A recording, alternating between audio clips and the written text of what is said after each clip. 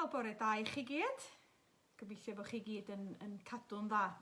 A gai fanteisio ar cyfle yma I ddymuno syletada hapus iawn I bawb sydd yn dadan yn plith ni a sy'n gwrando heddiw yma. Dymuniadau gorau I chi. Ac wrth gwrs mae dal yn gyfnod eitha cythryblus bod ni'n gallu cael yn huno yn aml iawn efo'n tada. Felly mi gofiwn ni hynny hefyd. Ond, wel, oedd Huw yn deud bore yma pan oedd yn siarad efo'r plant oedd yn deud felly, oedd gynno fo stori am ddyn oedd yn araf bod yn flin iawn. Nath ddod yn ddyn hapus iawn. Sôn oedd wrth gwrs am stori Saul yn cael gweledigaeth yn Damascus ac yn dod I dderbyn Iesu Grist ac yn dod yn ddyn hapus iawn. Ac oedd o'n meddwl efallai na dyna pam o'n I wedi gofyn fo yn neud y stori blant. Ond rhyw ofyn o'n I mwyn I fi gael hel yn meddylia ar gyfer yr oed yma. A mae'n rhywbeth rhyfeddol iawn, dwi wedi gorfod torri sawl cyhoeddiad. Ond dyma'r dyddiad, o'n I fod yn Capel Bethesda. Felly dwi wedi cadw at y cyhoeddiad, ond yn rhithiol wrth gwrs. Ond mae'n braf iawn cael eich cwmni chi gyd. Braf iawn cael cwmni, pwy sgynna ni dwch. Mae Lisi yna, bore da Lisi, mae Meira efo ni, dwi wedi gweld bod Maggie efo ni, bore da Anwen, bore da Margaret. Mae'n braf iawn cael eich cwmni chi, a dwi'n gobeithio eich bod chi gyd yn cadw'n dda, yn cadw'n iach, yn cadw mor llawen a mae posib bod hefyd. Bore da Huw Alun. Huw Alun, da ni'n ymwybodol bod chdi'n brysur iawn yn trio casglu ar gyfer y gymanfa, a felly plug bach i'r gymanfa'n fanna. Os da chi eisiau recordio eich hunan yn canu, please gwnewch hynny yn fuan iawn, ac os di Hywelyn cytuno, dwi eisiau neitho godi bawd ar hynny hefyd. Wel, dwi am I ni gychwyn. Dwi eisiau deitha chi yma yn thema ni ar gyfer yn gwasanaeth bore yma, ydy yr stori bizarre honno. A dysgynna I'm gair arall, dwi'n meddwl bod odd yn air digon cry I wegluro hi, ond y stori yna da ni'n gael yn llyfr yr Acta. Wrth gwrs mae'r Acta yn sôn am fel mae'r ysbryd glân ar waith. Gyma oes yr eglwys. Ac I fod o wedi digwydd 2000 o flynyddoedd yn ôl, mae'r straeon hynny mor berthnasol i'n gwaith ni fel eglwys heddiw yma hefyd. Ac efallai wedi dod yn fwy perthnasol yn ystod cyfnod y clo yma. Ac fel ydym ni'n gweld bod yr ysbryd ar waith yn plith nina. A felly y stori bizarre fyddai'n mynd ar ei hôl ydy'r stori am Philip a'r Eunuch o Ethiopia. Rwan ta, gan na dim stori blant ydy hon, mae'n wir deud da chi wedi darllen yn gywir Eunuch ac Eunuch oedd y dyn yma o Ethiopia. Ond hefyd wrth gwrs oedd o yn eunuch oherwydd bod y brenin neu'r brenhines eisiau wasanaeth o yn llwyr iddyn nhw eu hunan. Ac felly doedden nhw eisiau ddim byd ddod ar draws y gwasanaeth hynny. Ac yma hynny'n ddoi hun yn beth eitha bizarre. Ac yma'r stori hyd yn oed yn fwy bizarre na hynny. Ond ydyn ni'n gweld fel yma Duw yn gweithio drwy ddirgel ffyrdd yn y nisg ni. Rwan ta, dwi am I ni wrando, sgynna I ddim geiriau ar eich cyfer chi, ond dwi am I ni ddod i'r lle cywir wrth I ni foli Duw fan gilydd. Da ni am wrando ar distewch, da chi rei yn chi'n gwybod hi, gwch chi hymian hi, ond da ni am just ymdawelu fel ar ddechrau'n gwasanaeth fel hyn. Dewch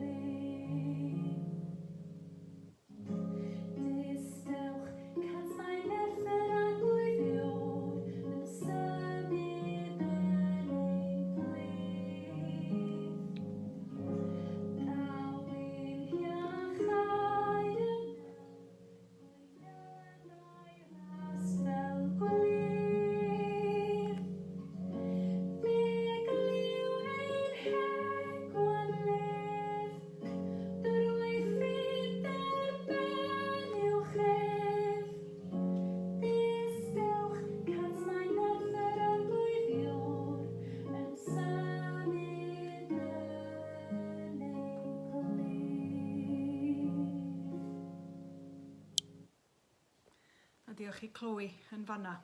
Geiriau hyfryd iawn ac yn deud fel y mae ysbryd Duw, fel mae'r ysbryd glân yn symud yn plith ni. Ac dyna di'n gweddi ni'n sicr. A mae wedi bod yn hyfryd iawn cael bod yn llyfr yr Acta. Da ni wedi bod yn llyfr yr Acta yn ystod yn Seiat yn ddiweddar yma. Da ni yn llyfr yr Acta hefyd ran yn gwasanaethau yn stori plant. Mae hynny'n beth hyfryd iawn. Rwan ta, da ni'n mynd i wrando ar Salm 2. Dwi'n ymddihiro bore yma, mae gennym ni dipyn bach o broblemau technegol. Dwi'n meddwl bod y we yn hynod effeithiol. Ond os di wedi mynd, da ni am wrando ar buddig yn darllen yr ail salm i ni.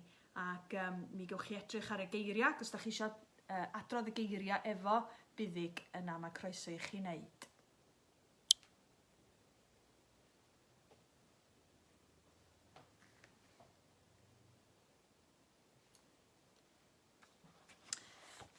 Yn amlwg dydy'r technoleg ddim yn gweithio, felly mi wna i ddarllen yr ail salm. A ni gael hyd iddi yn fama, na i ddarllen o'r Beibl Cymraeg diwygiedig. Felly yr ail salm sy'n sôn am y cenhedloedd. Pam y mae'r cenhedloedd yn terfysgu a'r bobloedd yn cynllwyn yn ofer? Y mae brenhinoedd y ddaear yn barod a'r llywodraethwyr yn ymgynghori a'i gilydd yn erbyn yr arglwydd a'i eneiniog. Gadewch i ni ddryllio i'r chwymau a thaflu ymaith i'r rheffynnau. Be chwardd yr un sy'n eistedd yn y nefoedd, y mae'r arglwydd yn ei gwatwar. Yna fel efara wrthynt yn ei lyd a'i dychryn yn ei ddicter. Yr wyf wedi gosod fy mrennin ar Seion fy mynydd sanctaidd. Adroddaf am ddatganiad yr arglwydd. Dywedodd wrthyf, fy mab wyt ti, my fiath genhedloedd di heddiw. Gofyn, arhoddaf i ti'r cenhedloedd yn etifeddiaeth, ac eithafoedd deiar yn eiddo ti. Fe'i dryllu a gwialen heiarn, a'i malirio fel llestri pridd. Yn awr frenhinoedd, byddwch ddoeth. Farnwyr y ddeiar, cymerwch gyngor, gwasanaethwch yr arglwydd mewn ofn, mewn cryndod cusanwch ei draed, rhag iddo ffromi ac i chwi gael eich difetha, oherwydd fe gynneuau lyd mewn dim, gwyn ei byd, yr rhai sydd yn llochesu ynddo. Da ni'n diolch i Dduw am y salm yna, a gwan mae Hyw yn mynd i ddarllen, a nerid yr camera nôl arna ni, ac Hyw, seti... Mae'r darlleniad ar y sgrin, medda Hyw, so mi newn ni fynd ag edrych ar y sgrin. Felly diolch i ti, Hyw. Dyma ni, Philip a'r Eunuch o Ethiopia, ac yda ni'n Actau penod 8, adnod 26 i 40. Llefarodd angel yr arglwydd wrth Philip. Cod meddai a chymer daith tua'r de i'r ffordd sy'n mynd lawr o Jerusalem i Gaza. Ffordd anial yw hon. Cododd yntau ac aeth, a dyma wr o Ethiop, Eunuch swyddog uchel i Candace brenhines yr Ethiopiaid. Ac yn ben ar ei holl drysor hi. Roedd hwn wedi dod i Jerusalem i addoli, ac roedd yn dychwelyd ac yn eistedd yn ei gerbyd, yn darllen y proffwyd Eseia.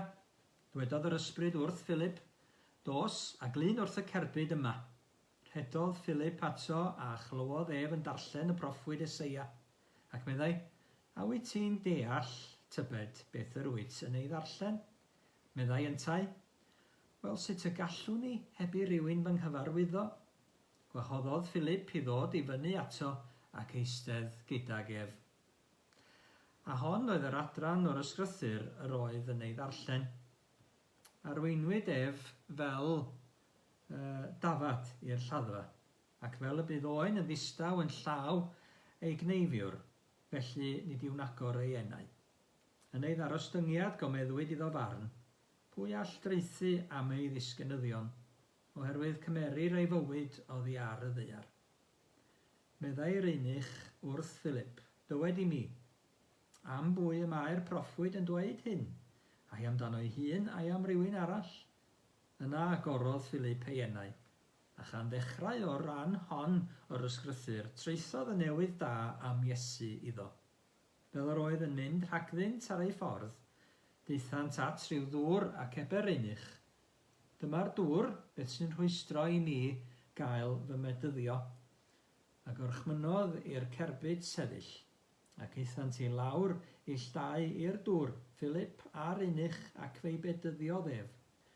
Pan ddeithant i fyny o'r dŵr, cipwyd Philip ymaith gan ysbryd yr arglwydd, ni welodd yr Eunuch mohono mwyach, ac aeth ymlaen ar ei ffordd yn llawen. Cafodd Philip ei hun a sotis, ac aeth o gwmpas dan gyhoeddi'r newydd da yn yr holl dinasoedd nes iddo ddod i Gesaria. Wel, diolch Ew. Mi gawn ni air o weddi, mi na i weddio rwan cyn i ni fod yn edrych ar yr hanes yma. So, dwch i ni gael llygu, dwch i ni blygu pen. O ddiwyn tad nefol, da ni'n rei diolch i ti am y darn yma o'r ysgrythyr.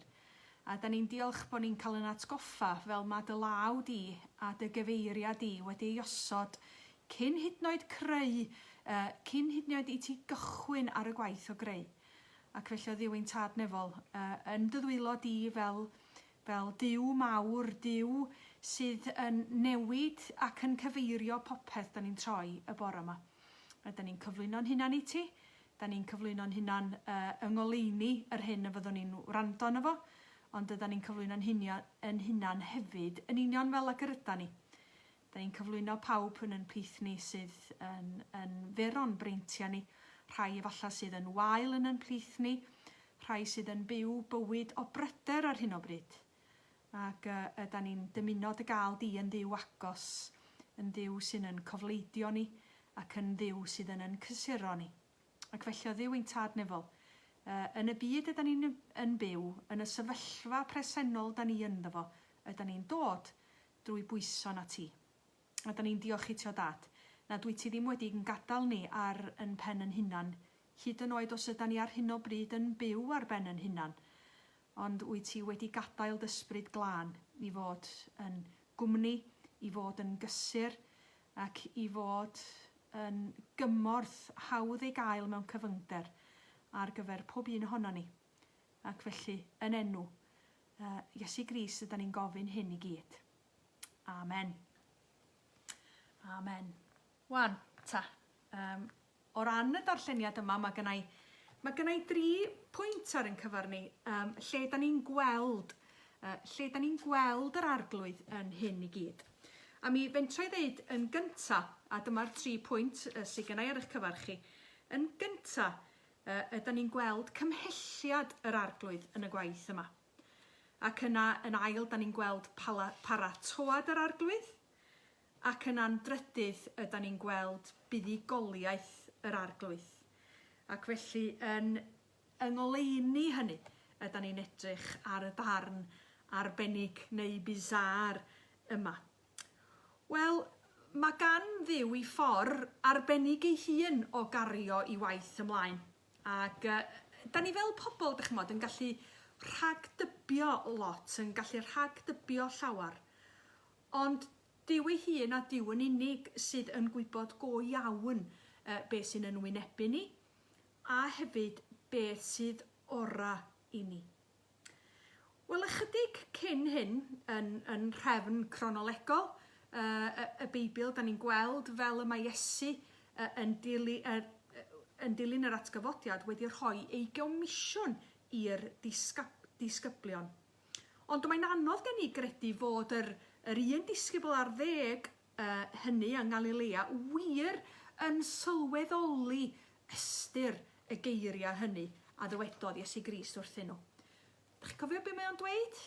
Mae o'n dweud wrthyn nhw, gnewch ddisgyblion o'r holl genhedlaeth gan ei bedyddio hwy yn enw'r Tad a'r Mab a'r Ysbryd Glân.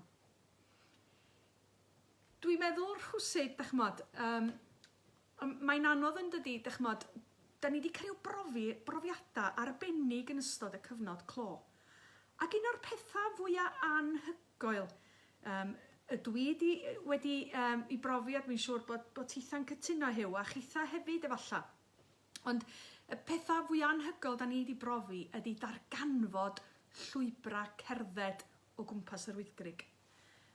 Mae Hiw a fi'n, fel ydych chi'n gwybod, yn hoffi cerdded yn fawr iawn. Ond waw, ar yn stepan drws, da ni'n darganfod rhywbeth newydd. Mae o fel petai yn llygaid ni yn cael i'w agor i'n trehen hunan ac i'n ardal a'n milltir sgwar yn hunan.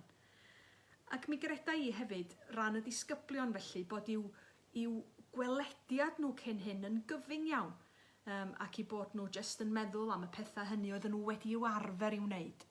Ond mae'r arglwydd yn cadw at I wair. Ac mae'r darn arbennig a'r stori arbennig yma, Philip a'r Eunuch Ethiopia'n deud wrthyn ni, yn deitha ni sut daeth yr Efengil mewn gwirionedd i'r de o'r Aifft, sef Ethiopia, neu Abyssinia yn wir heddiw yma. Ond fel o'n i'n deud, stori dipyn bach yn bizar ydy hwn felly. Ac mae o'n benodol yn dydi. Mae 'na 3 peth yn digwydd yma. Mae'r angel yn siarad efo Philip mewn breuddwyd, rhif 1. Yr ail beth ydy ffwr a ti, mae o'n mynd ar ei daith, mae o'n mynd, ac mae'n daith hir. Mae hi'n gannoedd o filltiroedd, ac wrth gwrs doedd a mae'n gannoedd o filltiroedd drwy'r anialwch, yn dydi? Achos ydyn ni'n sôn am fynd i'r de o'r afon Nil yn fama.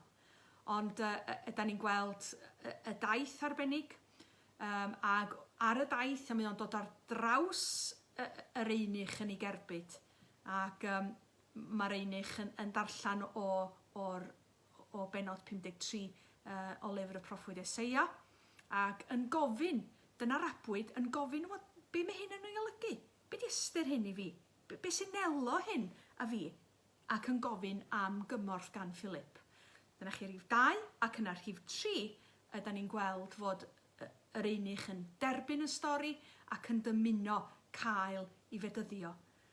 Ac felly, yn y stori bizar yma, da ni jyst yn gweld, mae'n rhaid mai Duw sydd wrth y lliw.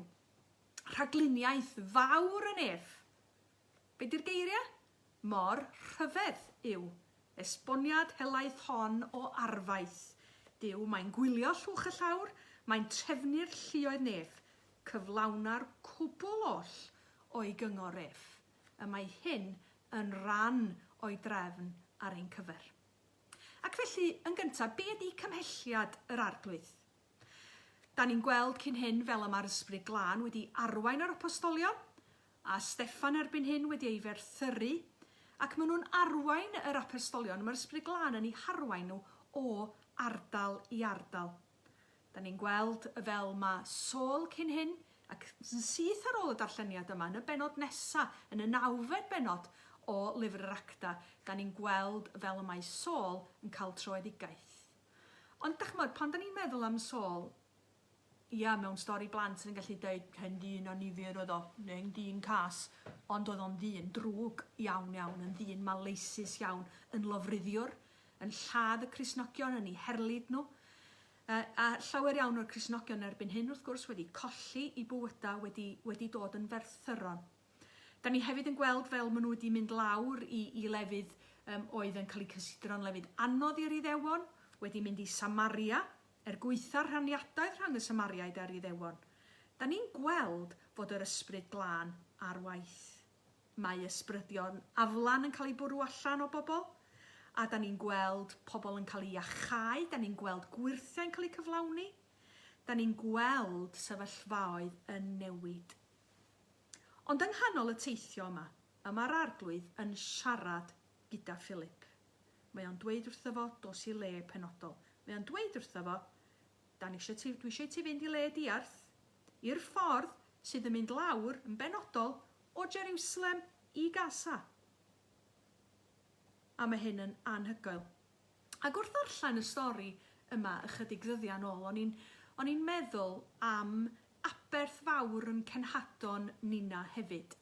Ac efallan ar un penodol o'n i'n meddwl amdani hi, oedd ffrind annwyl iawn I ni, sef Gwen Rees Roberts. gafodd Hyw a fi fendith mawr o gael adnabod Aunty Gwen ac cael dysgu lot ganddi. Ond dysgu drwy dreulio lot fawr amser yn ei chartra hi yn Mizoram, yn ymyl y llyn, yn y bala, a cael gwrando ar ei doethineb i. Dwi'n cofio cael ambell i row gen Aunty Gwen hefyd, ac yn diolch i Dduw i bod ti wedi bod mor ddoeth i geiria i ni felly. A pan da ni'n meddwl am Aunty Gwen, mi raddiodd Aunty Gwen yn 1938 Mhrifysgol Bangor, graddio mewn botaneg. Doedd merched ar y cyfan ddim yn graddio pryd hynny. Ac yn teimlo galwad y Duw ar ei bywyd. Hi'n teimlo fod Duw yn ei galw hi'r maes cenhadol. Ac yn meddwl am ei dewrder hi. Yn gorfod aros wedyn. Yn gorfod aros am flynyddoedd, am ta 5 mlynedd cyn y gafodd ei fynd allan i Mizoram. Ac yna mae'n cyrraedd Mizoram, mae bywyd yn galad yno. O fewn yr 25 mlynedd, mae Aunty Gwen yn dod adra ddwywaith. Mae'n dod adra ddwywaith a mae'n dod adra unwaith i gael llawdriniaeth gohegar. A da chi'n meddwl amdani hi wedyn yn dod yn ôl, fel hi oedd yr ola'r cenhadon i ddod yn ôl yn 63, a dod yn ôl oherwydd y rhyfel cartra erchyll, 68. Y rhyfel cartra erchyll yna, a'r ffoi ddaru'r misos orfod wneud ac yn gorfod cuddio yn y jungle, ac Aunty Gwen hefyd a'r cenhadon eraill yn ei plith nhw. Da ni'n meddwl am i'w haberth nhw. Mae gennym ni felly, fel Eglwys Presbyteraidd Cymru, ymdeimlad o alwad Duw ar fywydau pobl. Ond ydyn ni'n gweld y cymhelliad yma. Y cymhelliad yma yn ein pobl ni. Doedd Aunty Gwen ddim yn gwybod pam i bod hi'n cael ei galw i fynd. Dim mwy nag oedd Philip chwaith yn gwybod. Ond gweitha hyn, mae'r ddau yn cadw i orchmynion yr Arglwydd. Mae'r Arglwydd yn galw nina heddiw yma. Mae o'n eich galw chi, a mae o'n galw fina hefyd. Oedd yr adnod yma yn berthnasol iawn i Philip, yn berthnasol iawn i Aunty Gwen, ac yn berthnasol i nina hefyd. Os cadwch fy ngorchmynion, fe arhoswch yn fy nghariad. O, am aros yn ei gariad ddyddiau foes. Mae awnelo i fuddod ac ymddiried yn llwyr am bopeth gan yr Arglwydd. Nid ar yn ymdrechion yn hunan, ac nid ar yn gallu yn hunan chwaith. Ac yn ei ffyddlondeb yma'r Arglwydd yn arwain Philip at gerbyd yr Eunuch o Ethiopia.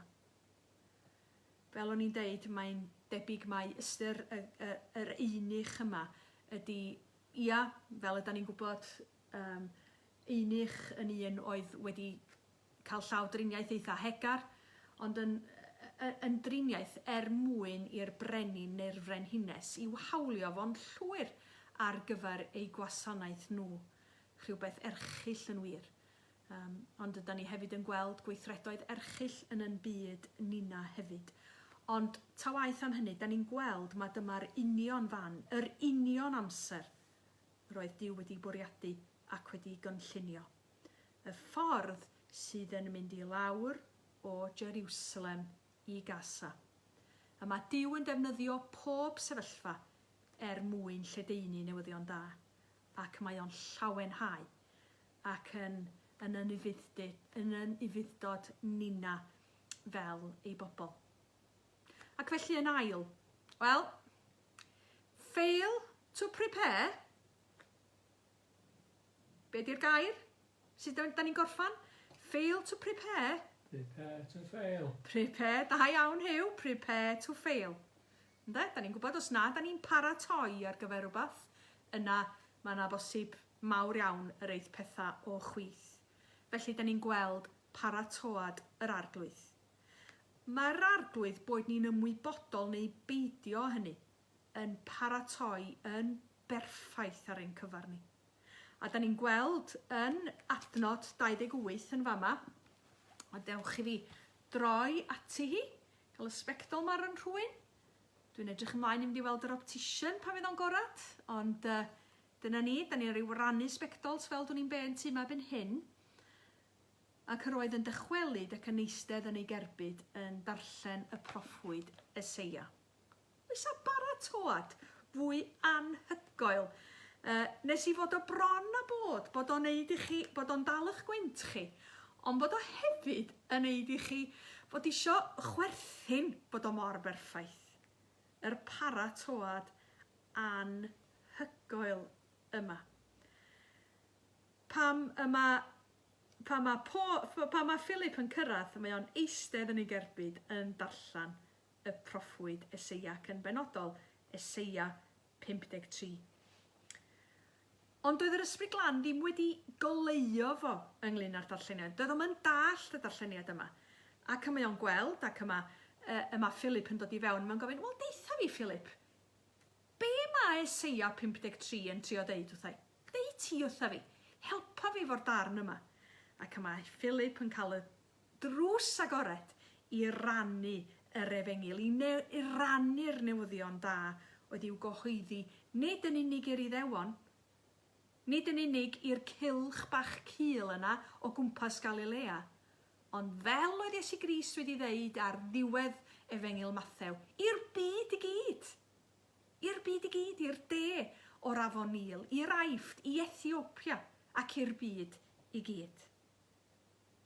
Yda ni newydd wrando ar yr ail salm, ac yma hi'n deud fel hyn, fy mab wyt ti, my fi ath genhedlodd di heddiw, gofyn a rhoddaf i ti'r cenhedlaeth yn etifeddiaeth, ac eithafoedd y ddeiar yn eiddo i ti. Mae Duw am i nina ddeall ei air, i nina heddiw yma hefyd. Mae am i ni ddeall o yn well, ond mae am i ni hefyd i rannu i air efo bobl eraill. Hyd yn oed pan mae hynny yn golygu fod na bris i'w dalu. Mae o am i ni fod yn ifydd.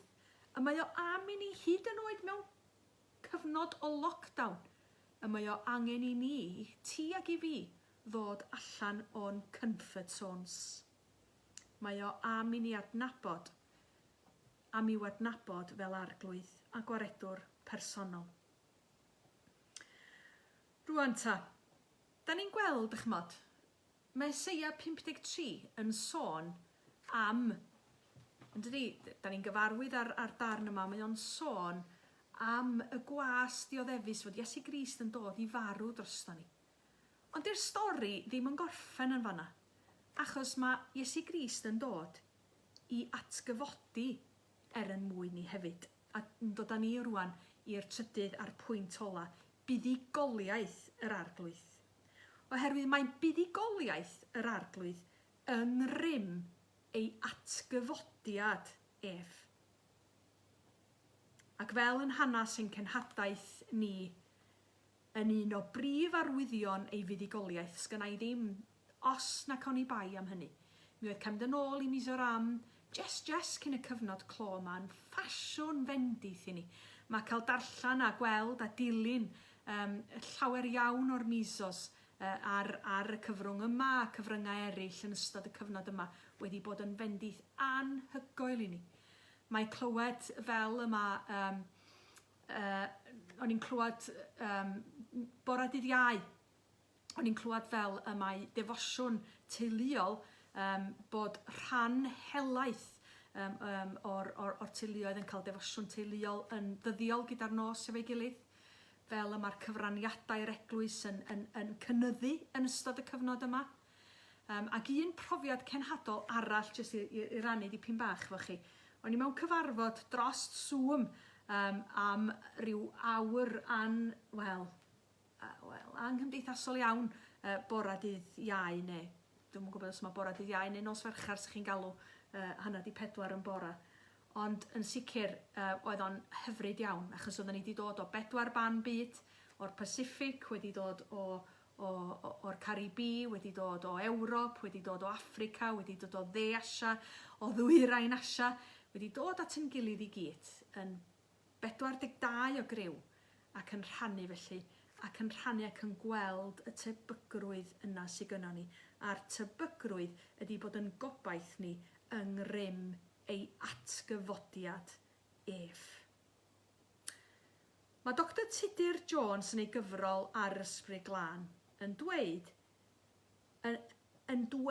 yn dda iawn, os mae'r Ysbryd Glân sydd yn cynnal ein cenhadaeth ni, mae gorbryder am ei llwyddiant yn amrhiodol. Ac felly boed ni'n dweud, wel, di pethau ddim yn, dyn nhw ddim fel maen nhw'n arfer bod, da ni'n cael mynd i capel yn ystod y cyfnod clo yma, mae di darfod yna ni. Na, oherwydd yn wylo'r arglwydd y mae ei waith, ac y mae o'n gofyn am yn ffyddlondeb ni. Yn wir, mae Iesu hun yn deud, ac wedi yn darllen fel hyn yn Efengyl Marc, peidiwch â phryderu ymlaen llaw beth i'w ddweud, ond pa beth bynnag aroddir i chwi, y pryd hwnnw dywedwch hynny, o blegyd nid chwi sy'n llyfaru, ond yr Ysbryd Glân. Ac felly gan fod y paratoad yn berffaith, mi oedd y canlyniadau hefyd yn berffaith. Mae'r Eunuch yn gofyn yn syth am gael ei fedyddio. Mwyn pam? Mwyn i hynny fod yn arwydd, ac mwyn i bawb yn Ethiopia ac i'r de o Ethiopia a thu hwnt wybod ei fod yn caru ac yn dilyn Iesu Grist. Nid rhywbeth i gadw iddo ei hun, ond rhywbeth cyhoeddus i bawb, rhywbeth i bawb gael gwybod. Nid fod pethau'n mynd i fod yn hawdd iddo, dim fwy nag oedd pethau'n hawdd i'r cenhadon. Mae'r cenhadon cyntaf yn colli bywyda, yn diodda, yn marw a fiechydon fel malaria. Ambell un hyd yn oed yn cael ei llofruddio cyn cyrraedd y maes. A dydy pethau ddim yn hawdd arna nina hefyd. Ond dwi am orffen efo geiriau hyfryd iawn sydd gan Dr Tudur yn ei gyfrol ar yr Ysbryd Glân. Ac dwi'n mynd i orffen y fanna cyn i ni wrando ar gair disglair Duw. Dyro dy dan i Gymru heddiw. Da ni'n sôn nid jest amdano ni, da ni'n sôn am y byd i gyd. Ond dyma dyfyniad Dr Tudur. Cymerau'n hir iawn i restru holl arwyddion gwaith yr Ysbryd Glân yn y byd. Mae pob pechadur a difarhaon arwydd ohono, ac ni ddylem fod yn swyl o ledu ein gorwelion i weld yr ysbryd yn hofran fel colomen i'w chlwr diliw ein gwareiddiad. Felly'n unig y sylweddolwn i ba raddau y mae'r Efengyl yn allu Duw iachawdwriaeth. Gallu Duw iachawdwriaeth. Ac y mae hyn hefyd, a'n sefyllfa nina hefyd, mi greda i, yn allu Duw mwyn iachawdwriaeth i'r byd.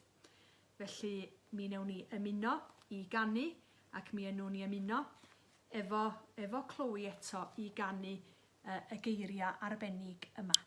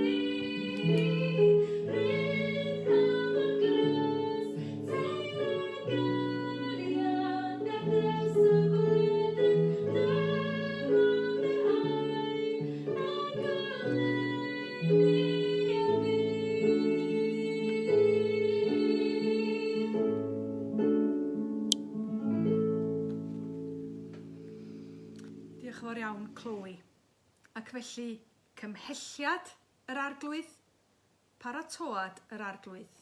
Lle da ni'n gorffan? Y mudigoliaeth yr arglwydd. Buddugoliaeth yng ngrym ei atgyfodiad ef. Ac felly dwch i ni blygu pen a ymunwch efo fi ddeud y fendith. Gras ein harglwydd Iesu Grist a chariad Duw a chymdeithas yr ysbryd glân a fydd o gyda ni oll o'r awr hon hyd byth. Amen. Amen. Hwyl fawr ffrindiau.